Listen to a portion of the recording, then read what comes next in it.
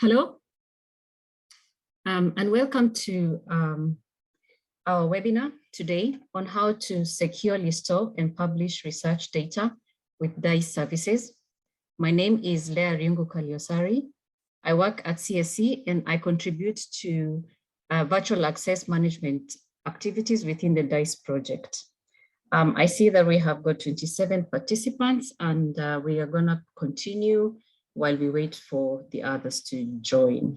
Okay, if we look at the research data workflow, we start from generating data, then we process the data, we analyze the data, and then we share and publish the data.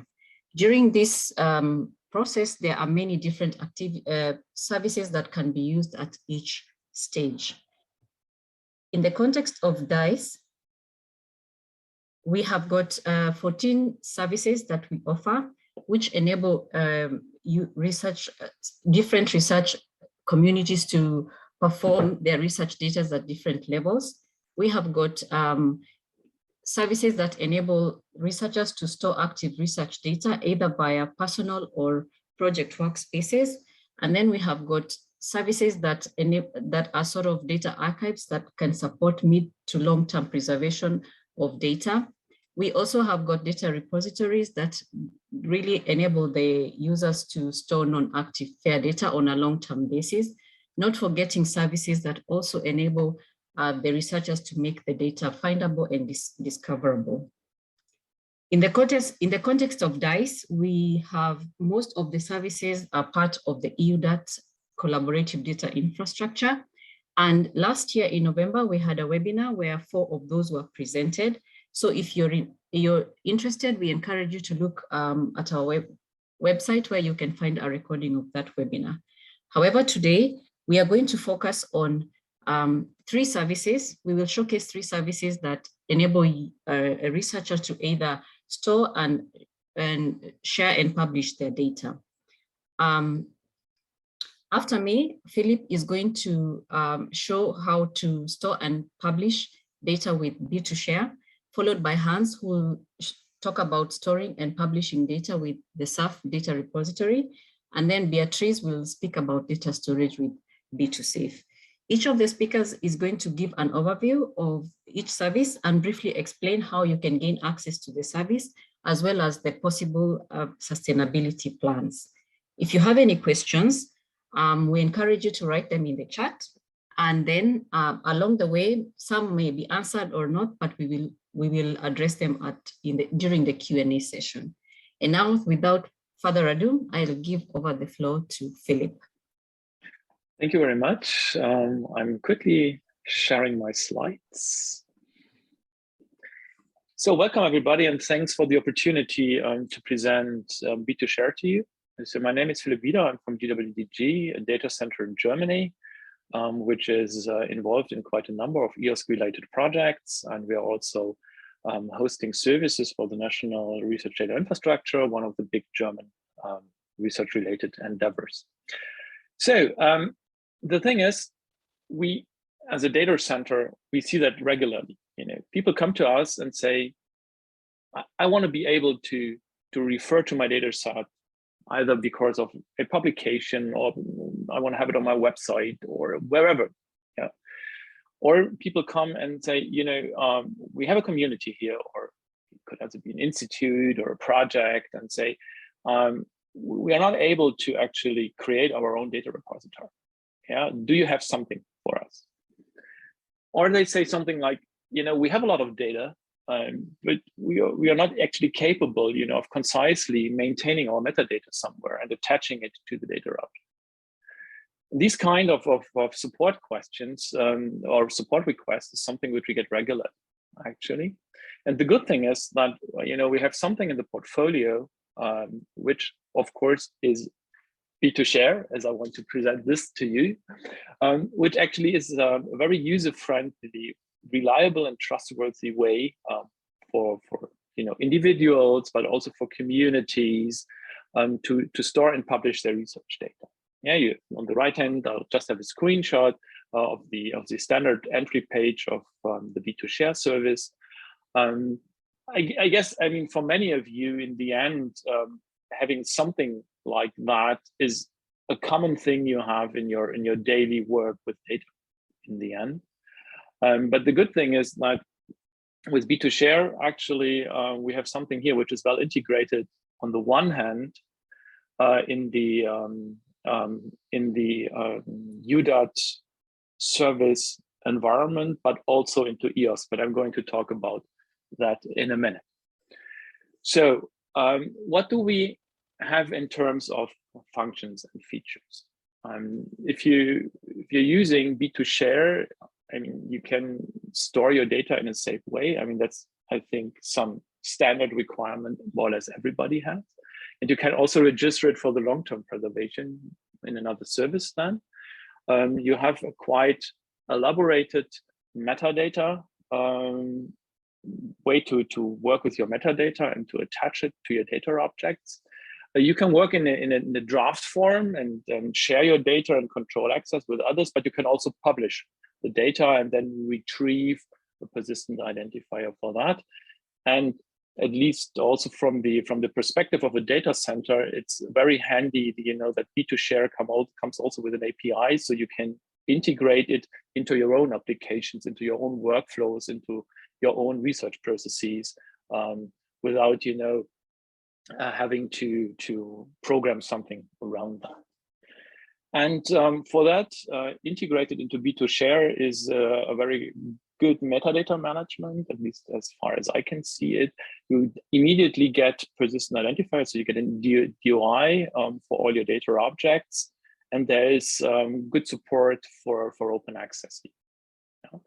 And another advantage, I think, is that the B2Share, you see it in the middle on the second level, is very well integrated into the UDAT service stack. Yeah, so you have seen a similar picture before on the initial slide. This here shows the different services and their connections, and B2Share is on the data access and sharing level, as you can see. I have to say that some of the things I'm not going, due to the time I have, we're not going to introduce in great detail, but you get the slides, you get the recordings, and you can have a closer look on, for example, how the different services here are interconnected. So how to start? If you want to use B2Share, it's actually very, very easy and very straightforward. So I guess most of you already know the EOSC marketplace, and B2Share, as also the other services supported by DICE, are integrated into the EOSC marketplace. So if you go to the marketplace and search for B2Share, you will be directed to the web page which I show on the right. Yeah, and if you follow the URL here on the slide, you will be directly going to the B2Share website. And you can already see on the information on the top level that the B2Share is provided by a number of partners, which are all partners of DICE. So I'm coming to that later on for the specific flavors of the B2Share service. You then have multiple partners within the DICE network who can provide you with this kind of service. So that's a general thing for the EOSC marketplace, but also in particular here for the B2Share, you get some general service information, and you get also information about the service flavors. And that's the good thing. I mean, it's not just a website. You can actually request the respective service. You see that at the top right, access the resource. There is a way where you're guided towards service usage, I think, in a very easy and UX-friendly way. So you have seen that in the integrated service slide, that the actual access is granted through another UDAT service, which is called B2Access. So whenever you request access to use B2Share, you will be redirected to this URL, which I've shown there. And as you can see already, there are different methods actually to get access. And that holds true, of course, not only for B2Share, but it holds true for all the DICE services. that you can either then access through your home organization, if it is listed here, and many home organizations and also research, ERICS, for example, are also listed here. You can use some of the Google and Facebook or ORCID as a sign-in method, or you can register yourself. So what we call, for the homeless, we have then the B2 Access ID, which you can register and use there. And then if we are now going back specifically to B2 Share, you'll see that there are 4 different service flavors. Yeah, and depending on what you need, you can select a particular one and then go. There's a guided way how you can, select the offer, specify additional information, and then get access to the service. Yeah, so we have the basic service, which is openly available to everybody. And then we have, for data managers, for communities, or for particular large data sets, we have specific offers where you then can, request this kind of access. So if you here go for the basic service flavor and you're then able to authenticate yourself, you will be redirected to b2share.u. And that's something I would call the catch-all repository, which is open to everybody in the end. Yeah, and you can see to the right that here we already support quite a number of communities. So if you're part of such a community, you will find your home here. But it's also you have the possibility, if you're not belonging to a particular community, to use UDOT, for example. That's the way how you can publish your research data. And of course, there's a way to search here and see, what has already been published with respect to research data. And all the basic functionality, which I mentioned before, like DOIs, metadata handling, all these drafting, sharing, and publishing, that's already supported. Yeah, so that's something where you would go, if you say, I want to publish a paper, and the publisher wants me to have a DOI for my data. That's a great resource here to use and a good landing page to go. If you then deposit your data there, it's quite straightforward, I think. So just an example where I have some sensor data, a particular meta time series data from one of my projects. You give it a title, you just put it there. And then there is a lot of other information which you can put there.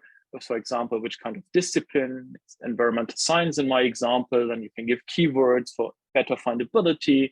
And there's plenty of metadata like geographic coordinates and this kind of things, which you can also add. You can say whether you want to have it open access or not. And then you can go and save it as a draft, or if you want to publish it, you can also do that, and you get immediately, a PID and also a DOI in this case. So that's all set and integrated. And I think that is, for many of you, maybe the even more interesting part is that there are also specific offers through DICE. So you have seen that there is this generic flavor where you're directed towards the catch-all repository, but there are also other offers, like, for example, for communities. You have seen that. So we have lots of requirements where people say, okay, we would like to have our community being supported, and we don't want to do it ourselves. We would like to use B2 Share, and that's requests we get through DICE. And then, of course, it's good for us to get some initial information. How much storage capacity do you actually need? How long do you have? What do you want the data to be stored? So there is a form, an initial form, where we get this kind of information, which is then handed over to DICE, and where we can then, contact the respective service providers who are providing B2 Share, whether they can fulfill this kind of requests, and then we will come back to you and contact you to actually implement this particular project. So this kind of specific service offers is tailored mainly, to communities, institutes, projects in the end, which are looking for a particular repository to put the data at. And then you know, you've seen that in the previous slides. You know, you can also put your respective logo there and make sure you know that your community is properly presented. And then I would like, before I close, just give you something which is currently under development as a future perspective.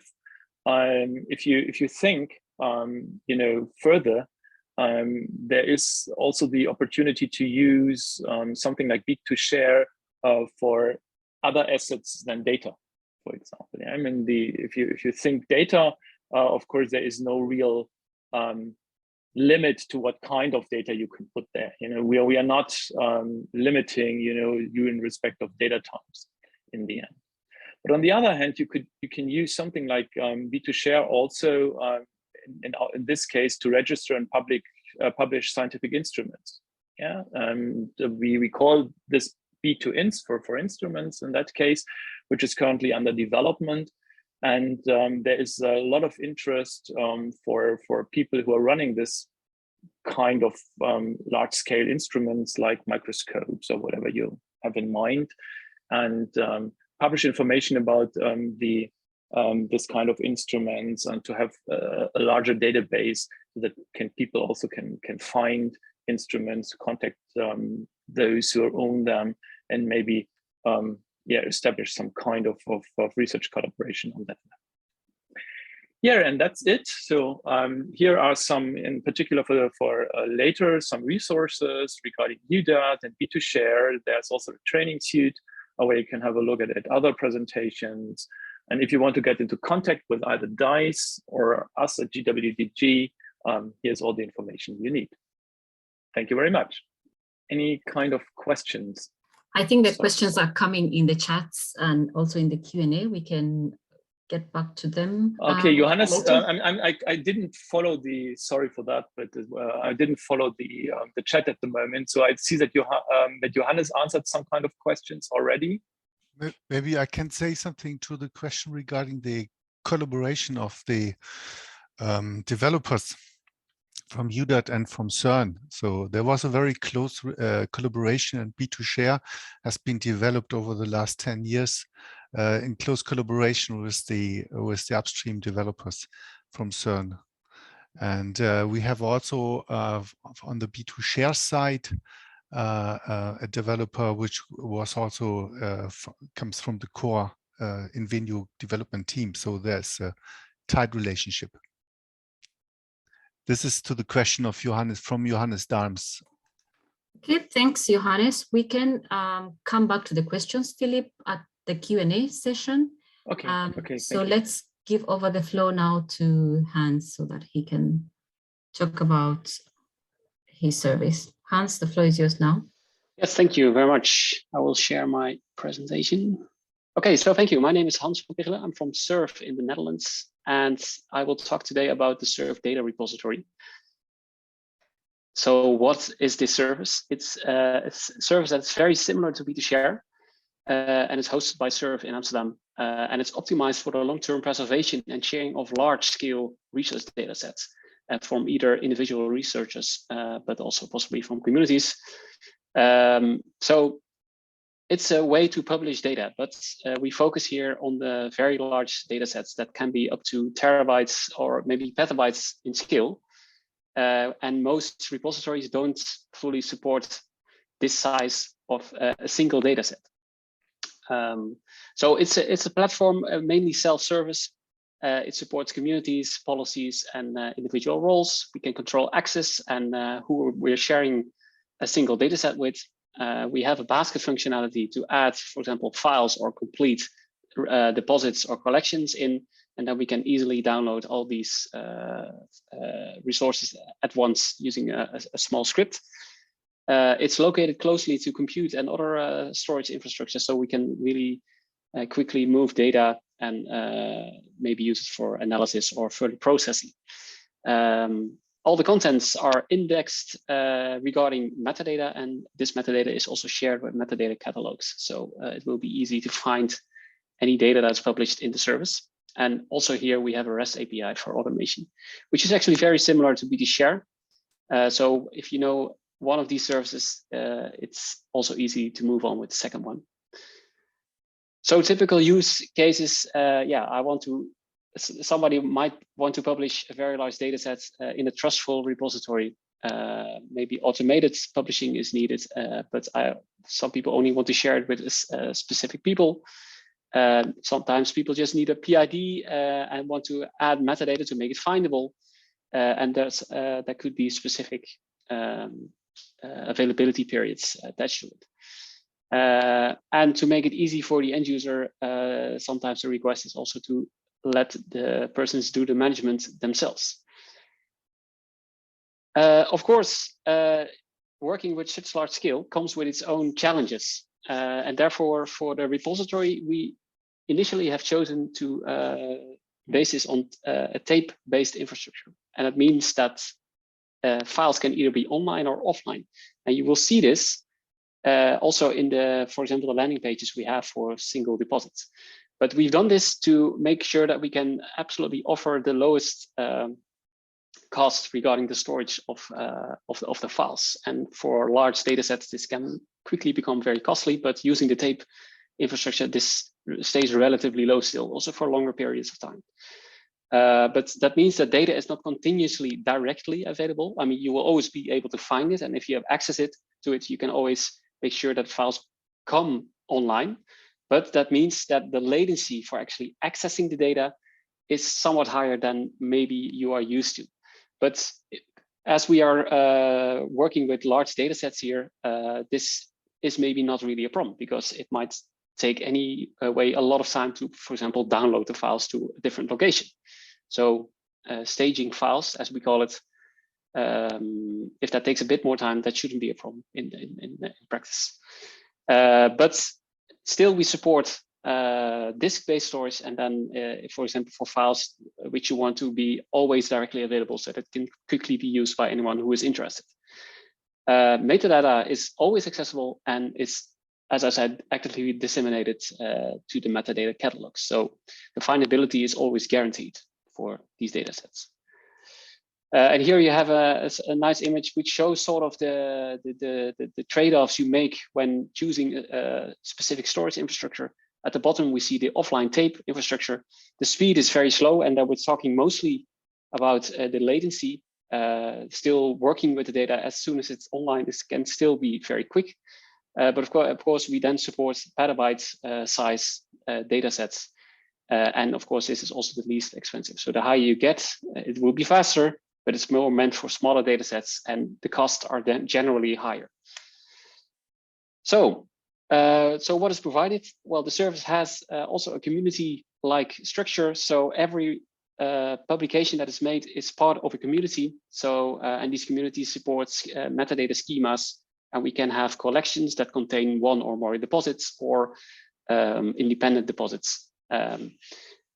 So these communities can have specific policies, and also we can assign roles to people that are a member, for example, of this community. So we can have administrators, we can have reviewers, etc. For every digital object that exists in the repository, there's a landing page. So we can have landing pages for communities, schemas, collections, deposits, and every one of these digital objects will get an EPIC PID. So that's a handle. Also, every file uploaded there and that is publicly available is also a handle will be attached.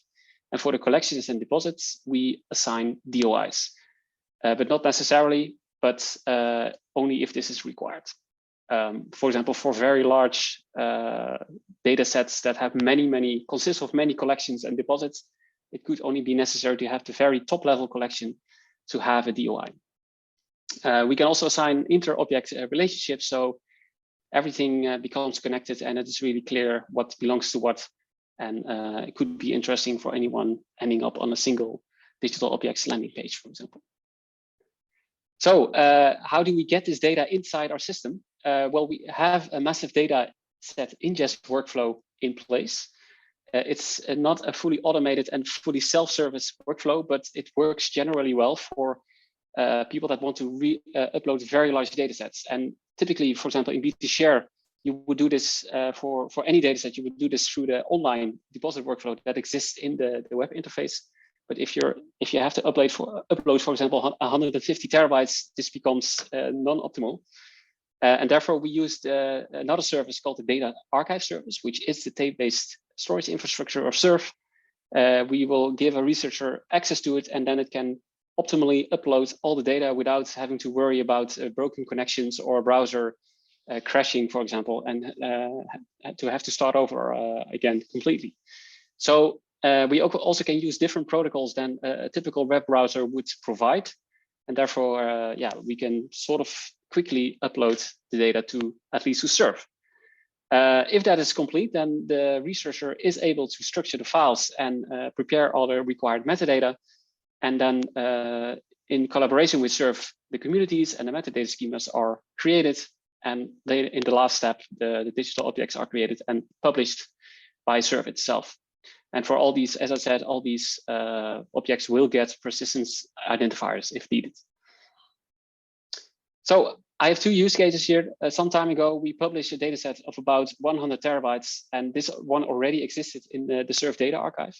One of the reasons we also built this service is that many large data sets often reside on an archive, but will never see the day of light again. Only the actual owner will know it exists, but we wanted to make sure that also these data sets are findable at least.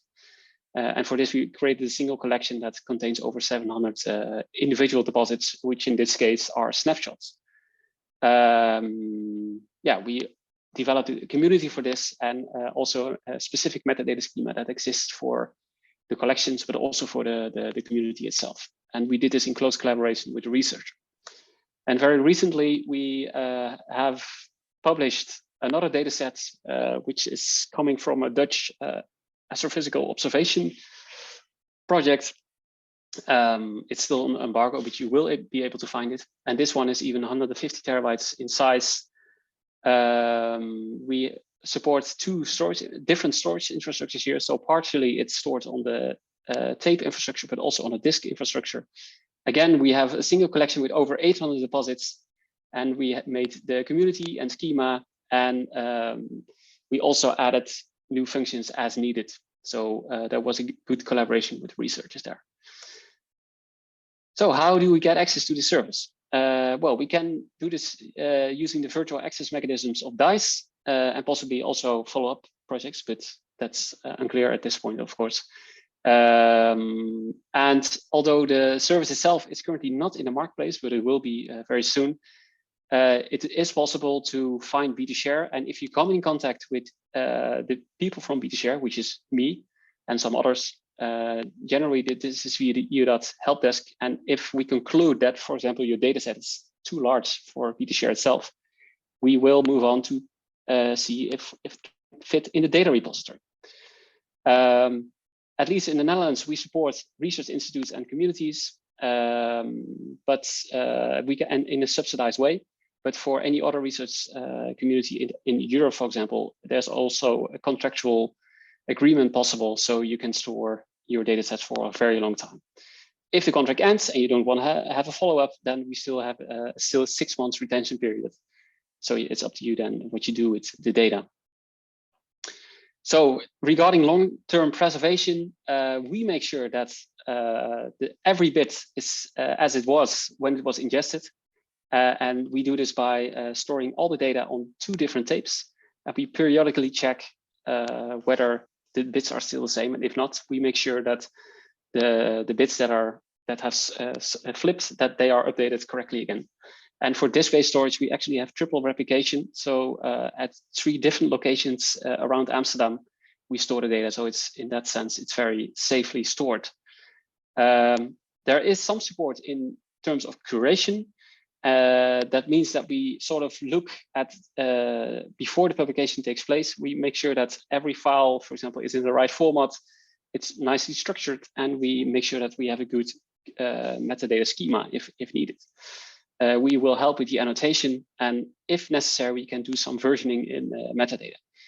All more extended curation is up to the end user or the researcher who is publishing the data. So we have this long-term preservation policy in place. We make sure that there's always an extra copy of the data We do checksum and fixity checks. If necessary, we will move or migrate data that's stored on older tape formats into new ones. Of course, there's continuous monitoring of the service and the data itself. And if necessary, we can do content creation after the publication has taken place upon request. So security, yeah, the data can be published as public, but also as closed source publication. And in the last option, you can choose yourself who has access to a given data set. And you can either do that by generating links that can be shared with single people, but you can also give access, for example, in an administrative role to a person that's also known within the system. All the data is still owned by the researcher, and through the community objects, we can also have community administrators that can also have some access to the data and maybe update metadata as necessary. So access is granted using local accounts. So these are only known as SURF, and you will be communicated the username and the password. And potentially this account can also be used by other SURF with other SURF services. The website is, of course, only available through HTTPS, and we have an online deposit workflow as well. But for the large-scale uploads, we give SSH access to the data archive. After publication, it's no longer possible to change the files by the researcher, although it's still they are still available through the website itself for download, of course, and that happens through the HTTPS protocol. So that was it. A quick look at the data repository. For more help, we would like to refer to you to the EU.dot help desk. I put the actual help desk link here, but the best way is to go through the EU.dot website and ask for support there. The website of the service can be found at repository.surfsiren.nl.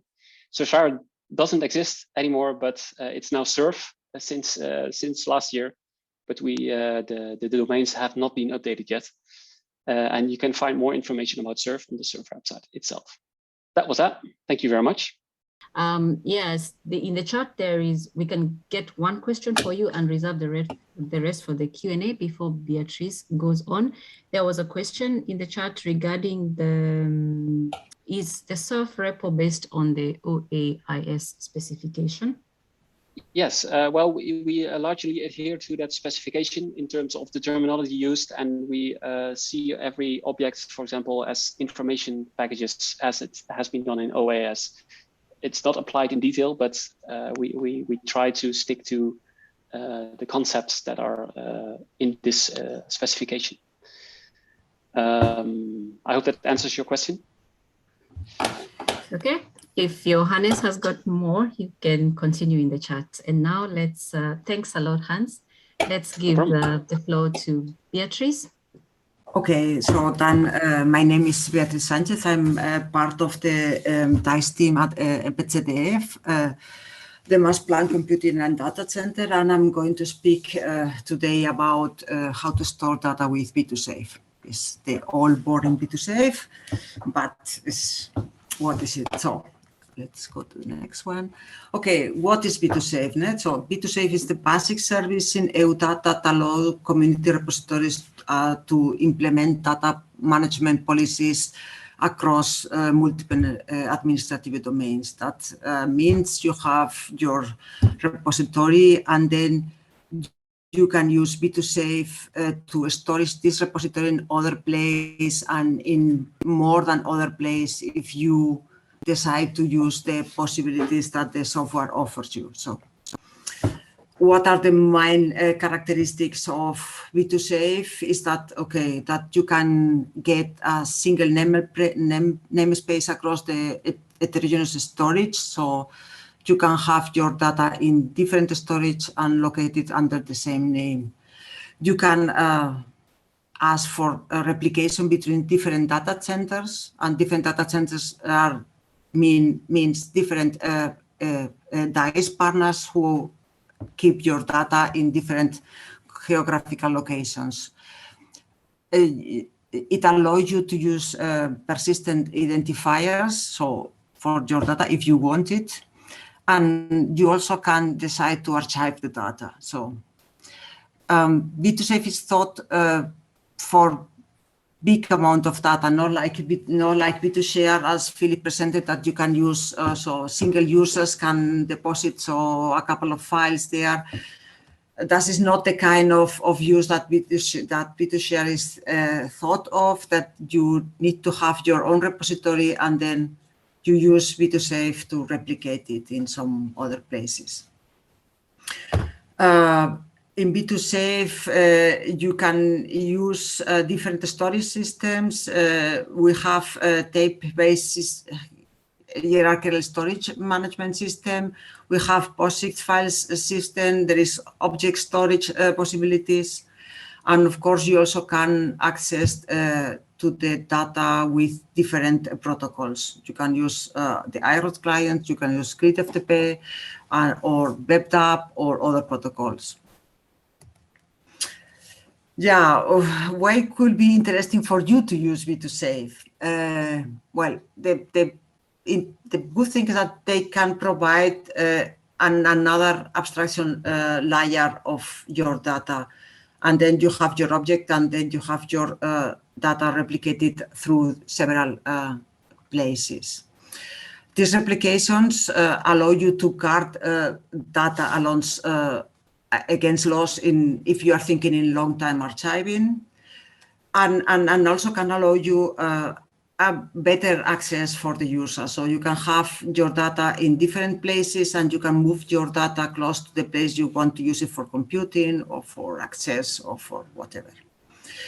Okay, B2Safe is based in open source software in iRODS, which is a established software with a growing community. And this open source quality offers you the possibility to decide your own management rules. So the administrator of the repositories can also decide which kind of management are going to do with the data. And of course, the service is free until the end of the DICE project, and many data centers, as you can see in the pictures, are offering this service. You can also publish your data through B2Share from B2Safe. That is another good thing. So, how do you ask for a B2Safe storage space? Then, well, as the colleagues have said, you have to go to the EOSCE marketplace, and then you go to this landing place in which you can have to decide which, you have to decide which kind of offer do you need. And there are two kinds of offer, basically. So you want to use B2Safe for active data, or you do want to use B2Safe for archival data.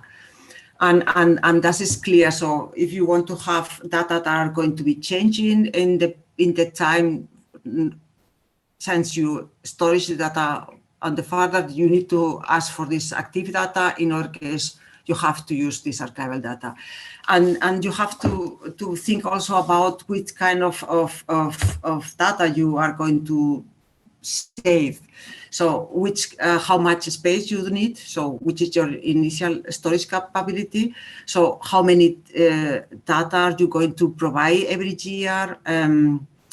Do you want to have replication or not? Which are the size of your data? How many files are you going to storage?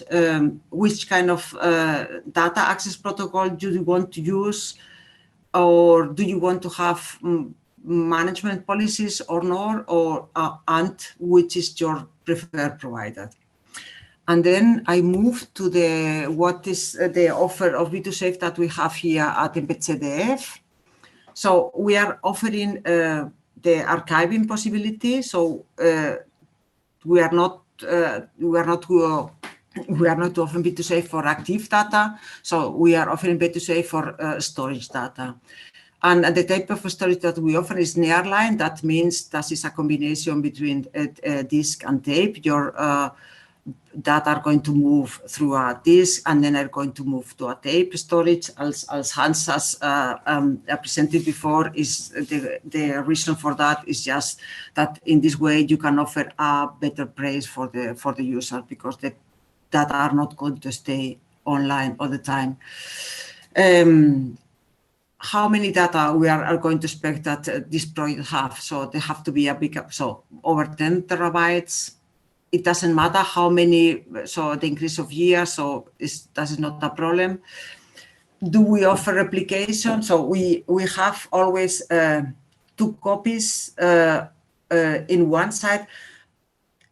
So we have 2 copies at MPCDF. Okay, we say 2 in one side, but it's not actually true because the second copy is in a different location. But for you, this data are all at MPCDF. How big or how small can the files be? So, well, we like to have big or not so small files. And the number of files, this is not a problem for us. And we can have access protocol. Well, you can have almost everything by us. So you can have grid FTP, iRODS, you can have SSH, or sometimes also Globus Online. And the management policies that we can offer is, of course, replication. We can offer PIDs, and we can offer, of course, this hierarchical storage management. And, well, you have to choose MPCDF. And how it works that to use B2Safe at MPCDF. So once you have ordered your DICE, you have applied your DICE order, then you can register at DICE Reg MPCDF at this machine. To do so, you have to use through B2Access. I don't want to describe B2Access there because Philip has described it just 10 minutes ago. So you have, that is, we don't need to repeat that. And then your once you are in our register pages, you are going to get a questionnaire about what do you want. So you can have the iRODS version of B2Safe, or you can have the hierarchical storage management version of B2Safe. No? And then you provide this in a questionnaire that we presented at DICE Reg, and then you will get your B2Access identity will be mapped to a EUDAT unit identity at us, and then you will get we generate a couple of SSH keys for you, and then you will get the public one, and then you can access to our data, or you can you will get B2Safe user identity to access to DICE B2Safe on top. And how are we going to keep this in the future? Because, okay, we are offering the storage data. So during the DICE project, we provide B2Safe, we provide high storage management or iRODS. And the access is, you can have grid FTP, iRODS command, or SSH.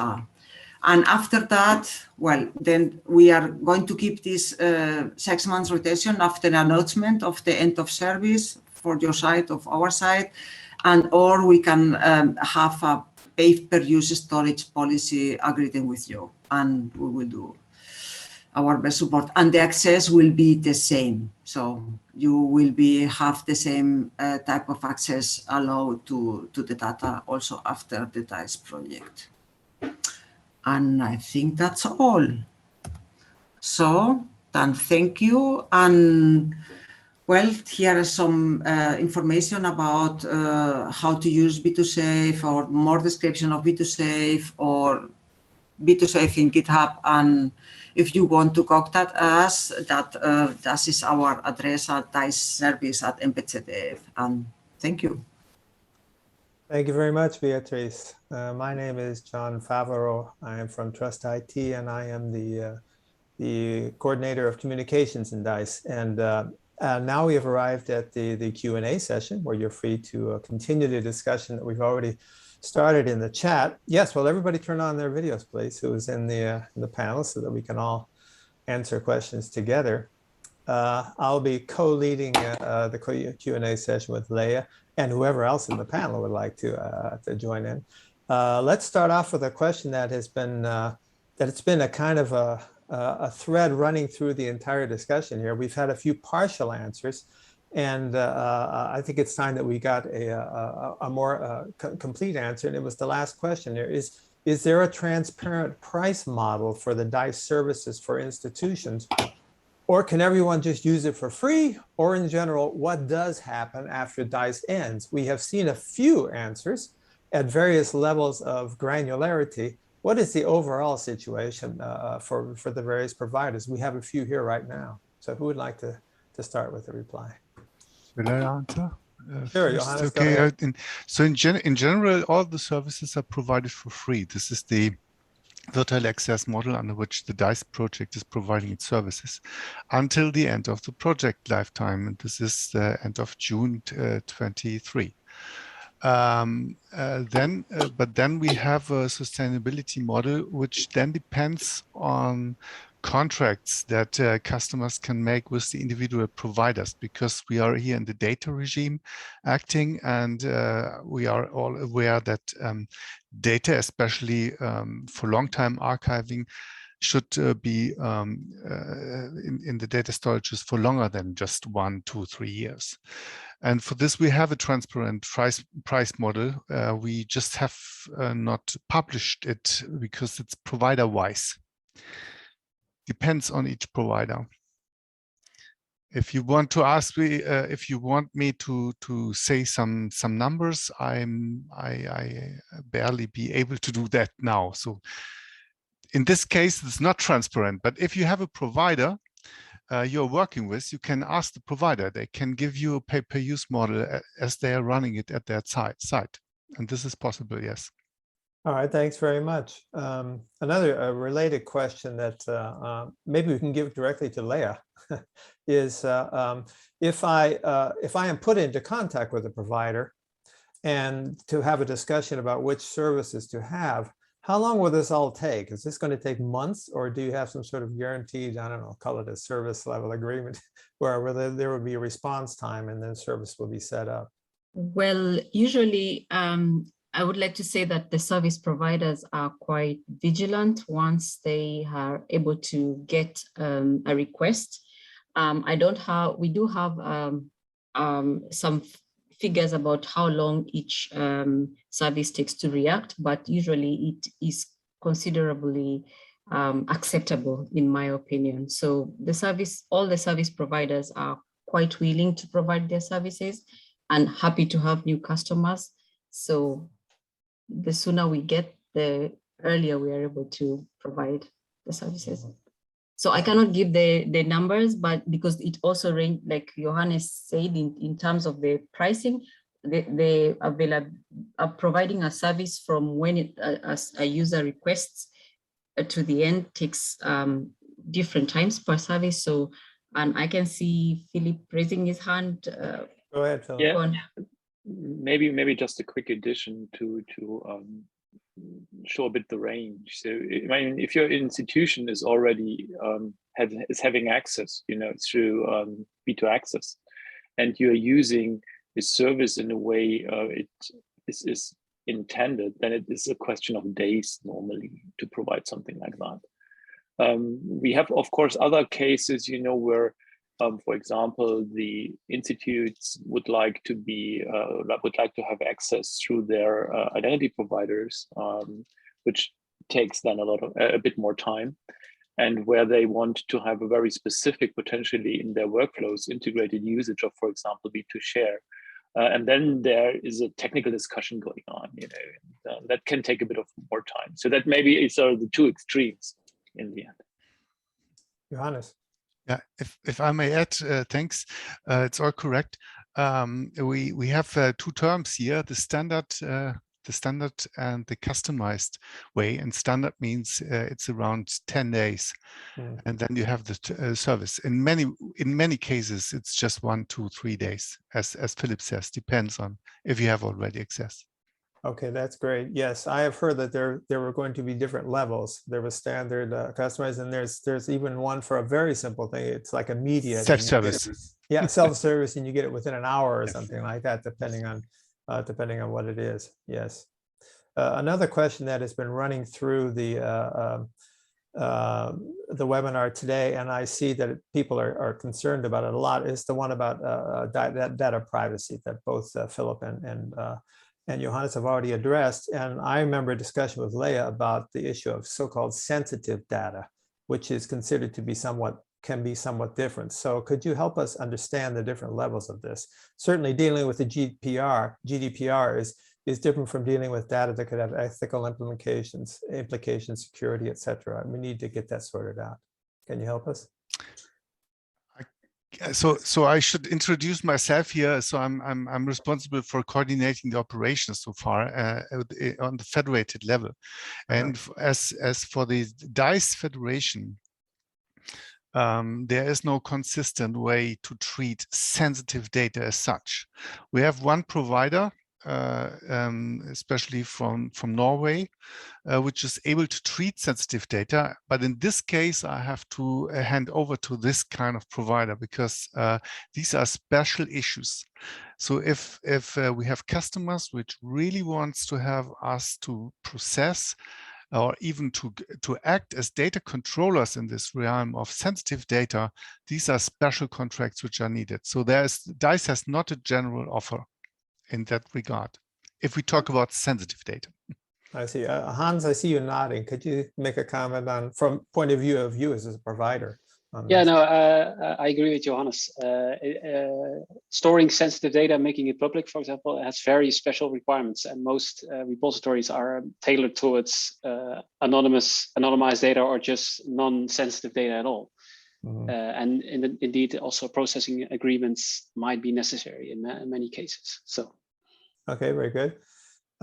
There is one more question that I have seen come through. There seems to be some confusion among the people, at least a little bit, about what it means to be in a community or not, whether you should just go to the catch-all or something. When should I open up my own community, or when can I just sort of go along with a community that's already pre-existing? What have you seen happen? Johannes, you're smiling, so why don't you say a word about it? Well, I would say the non-community users, those who are not feeling to be part of a community, if this is meant here, these are then this kind of self-service usage of the service, and here the catch-all is of course the proper. But if you think the proper service, but if you think you need special kind of metadata templates available, even as a small community, then the term community here means to have a special metadata templates available on B2Share, and also to be visible as a kind of community which runs this metadata definitions or specifications, which is responsible for it. That's what I can say. So Hans, can you confirm that this is what happens at SURF, for example? Yes, absolutely. And in addition to what Johannes said, it also allows, for example, to have specific roles for a given community. So if you're a data steward for a community, you could get special access to a community in B2Share, for example, or in the data repository at SURF. And also, if we are pushing metadata to metadata catalogs, these catalogs could support the community as well. So it is also some visibility you can get there. Yeah. In addition to the publication itself. I see. Philip, I said you had a hand up, so. Yeah, just maybe as an addition to the things which have been said before, the community can also be translated into, institute, for example, institution. So we have these cases where people come and say, we have my institution has a particular requirements regarding their metadata. We would like to add a few fields or something like that. And then building such a community, for example, in B2Share in that case, is not very complex task. That's a standard thing to do. So it's not just like, a research community, because we're always talking about communities here. It can also be a project, for example, where you want to have a home for your data and also some kind of a little brand for your people. That's something which can be done. So it's a broader definition of community than just a research community doing biomed or something like that. It could be your own special definition that makes sense for what you're doing within DICE. I see. Okay, we've come up to the hour. I want to respect everybody's needs to go on to the next meeting at the end of the hour. I would like to repeat what I said at the beginning, what I wrote at the beginning in the chat, is that the recording will be available of this and the presentations. So keep a lookout on the DICE website to obtain the recording and presentations, and of course for further webinars that are coming up in the near future. Let me turn over briefly the floor now to Leah to say some final words of goodbye. Okay, just before that, I'm looking at something in the Q&A. An anonymous attendee Oh, indeed, sent yes. something, and Johannes is typing an answer. So, Johannes, do you want It's to? basically correct. continue? So this is the understand is correct. Okay. So that's what I can say. So the services presented are supporting OAI PMH, especially the B2Share service.